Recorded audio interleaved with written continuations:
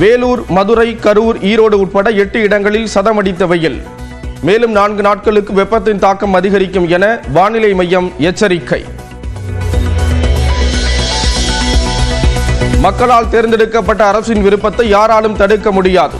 முதலமைச்சர் மு.க. ஸ்டாலின் கருத்து. பல்கலைக்கழக துணைவேந்தர்கள் மாநாட்டிற்கு ஆளுநர் ஆர். என். ரவி அழைப்பு விடுத்திருப்பதாக தகவல். மாநாட்டை புறக்கணிக்க வேண்டும் என அரசியல் கட்சி தலைவர்கள் வலியுறுத்தல்.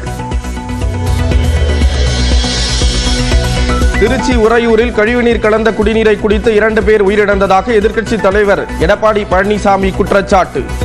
உயிரிழப்புகளுக்கு அரசு பொறுப்பேற்க வேண்டும் என வலியுறுத்தல். திமுகவை மட்டுமே விசிக நம்பியிருப்பது போன்ற தோற்றத்தை சிலர் ஏற்படுத்துவதாக திருமாவளவன் குற்றச்சாட்டு. எந்த எதிர்பார்ப்பும் இன்றி கூட்டணியில் தொடர்வதற்கு தொலைநோக்கு பார்வை வேண்டும் என்றும் கருத்து. மதிமுக முதன்மை செயலாளர் பொறுப்பிலிருந்து விலகுவதாக அறிவித்த முடிவை திரும்ப பெற்றார் துரை வைகோ. மல்லை சத்யாவுடனான பிரச்சனைக்கு தீர்வு காணப்பட்டதாக வைகோ விளக்கம். சென்னையில் புறநகர் ஏசி ரயில்களை எந்தெந்த நேரங்களில் இயக்கலாம்? பொதுமக்களிடம் வாட்ஸ்அப் மூலம் கருத்து கேட்டுள்ள ரயில்வே நிர்வாகம்.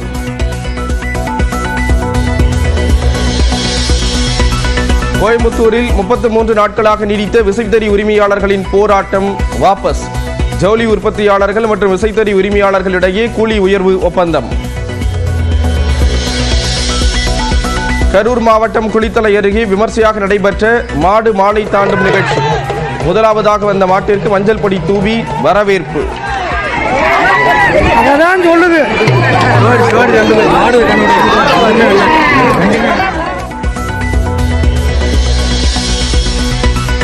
கோடை விடுமுறையை ஒட்டி சுற்றுலா தலங்களில் குவிந்த பொதுமக்கள்.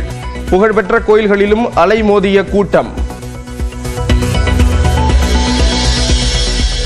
ராணிப்பேட்டை மாவட்டம் வாலாஜாபேட்டை அருகே சென்னை பெங்களூரு தேசிய நெடுஞ்சாலையில் அடுத்தடுத்து வாகனங்கள் மோதி விபத்து.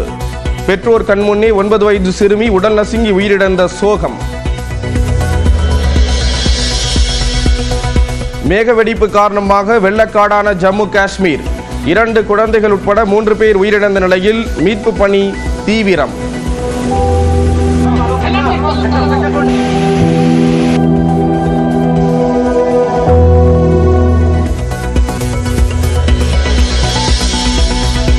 மலையாள சினிமாவில் பிரபல நட்சத்திரங்களும் போதைப் பொருள் பயன்படுத்துகிறார்கள்.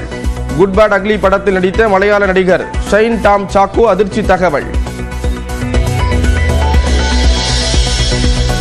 இத்தாலியிலிருந்து இந்தியா புறப்பட்டார் அமெரிக்க துணை அதிபர் ஜே.டி. வான்ஸ்.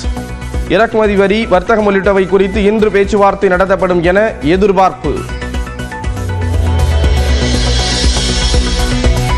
சென்னை சூப்பர் கிங்ஸுக்கு எதிரான IPL போட்டியில் அபார வெற்றி பெற்ற மும்பை அணி பிளே ஆஃப் சுற்றுக்குள் நுழைவதில் CSKவிற்கு நெருக்கடி. IPLல் பஞ்சாப் கிங்ஸுக்கு எதிரான ஆட்டத்தில் பெங்களூரு அணி அபார வெற்றி.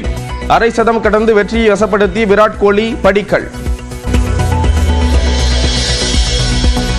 பெல்ஜியத்தில் நடைபெற்ற கார் பந்தயத்தில் நடிகர் அஜித்குமார் அணி 2வது இடம் பிடித்த அசத்தல். பரிசளிப்பு விழாவில் ஏகே என ரசிகர்கள் ஆரவாரம்.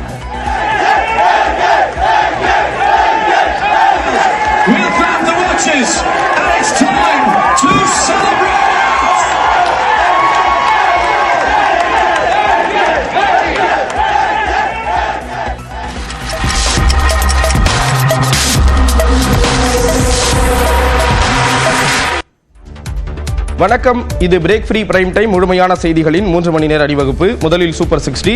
இன்றைய நாளில் அறிய வேண்டிய அத்தனை செய்திகளின் விறுவிறுப்பான தொகுப்பு. அந்த வகையில் முதலாவதாக தமிழ்நாட்டின் 8 இடங்களில் நேற்று வெயில் சதமடித்திருக்கிறது.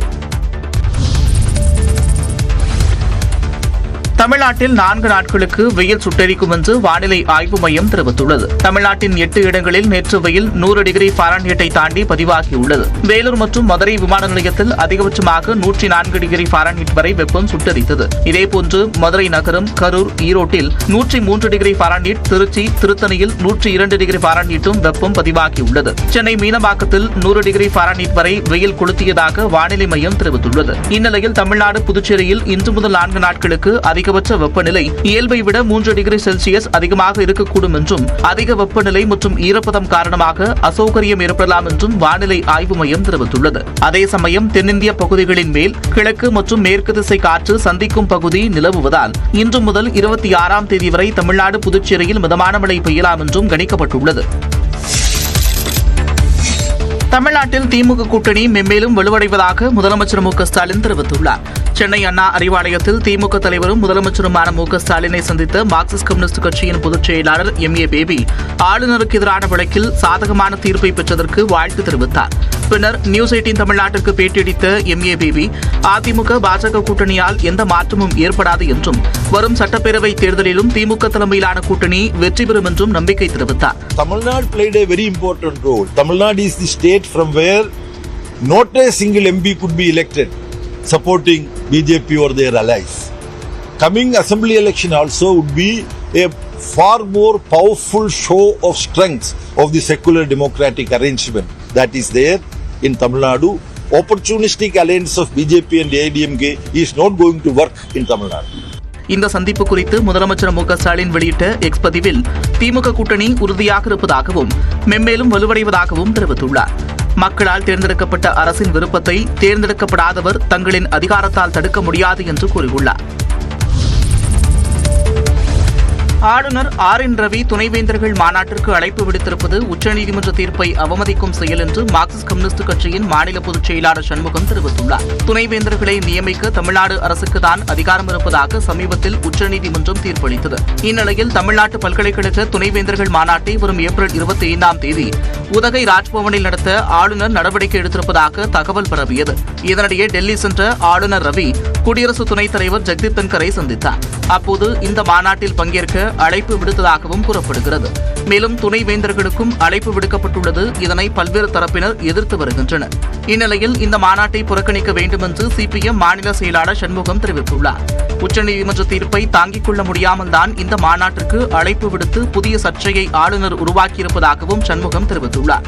இந்த மாநாட்டில் துணைவேந்தர்கள் யாரும் பங்கேற்க வேண்டாம் என்று முதலமைச்சர் அறிவுறுத்த வேண்டும் என்றும் அவர் வலியுறுத்தியுள்ளார். திருச்சி உறையூரில் அசுத்தமான குடிநீர் குடித்ததால் 2 பேர் உயிரிழந்ததாக கூறப்படக்கூடிய நிலையில் அதற்கு அரசு பொறுப்பேற்க வேண்டும் என எதிர்க்கட்சித் தலைவர் எடப்பாடி பழனிசாமி வலியுறுத்தியிருக்கிறார். திருச்சியில் ஒரே பகுதியில் குழந்தை உட்பட 2 ஒரே நேரத்தில் பலியான சம்பவம் அதிர்ச்சியையும் சோகத்தையும் ஏற்படுத்தியுள்ள நிலையில் கழிவுநீர் கலந்த குடிநீரை குடித்ததே காரணம் என பொதுமக்கள் குற்றம் சாட்டியுள்ளனர். திருச்சி உறையூர் பகுதியில் கடந்த 6 மாதங்களாக குடிநீரில் கழிவுநீர் கலந்து வருவதாக பொதுமக்கள் புகார் கூறி வருவதாகவும், ஆனால் அதிகாரிகள் நடவடிக்கை எடுக்கவில்லை என்றும் கூறப்படுகிறது. ஏற்கனவே சுமார் 30 பேர் காய்ச்சல், வயிற்றுப்போக்கு, வாந்தி உள்ளிட்டவற்றால் பாதிக்கப்பட்டதாக சொல்லப்படுகிறது. இந்நிலையில் அப்பகுதியைச் சேர்ந்த லதா என்ற பெண்ணும் 3.5 வயது சிறுமி பிரியங்காவும் கழிவுநீர் கலந்த நீரை குடித்ததால் உடல்நலம் பாதித்ததாக கூறப்படும் நிலையில் சிகிச்சை பலனின்றி உயிரிழந்தனர். இச்சம்பவம் அப்பகுதி மக்களிடையே கொந்தளிப்பை ஏற்படுத்திய நிலையில் அவர்கள் சாலை மறியலில் ஈடுபட்டனர்.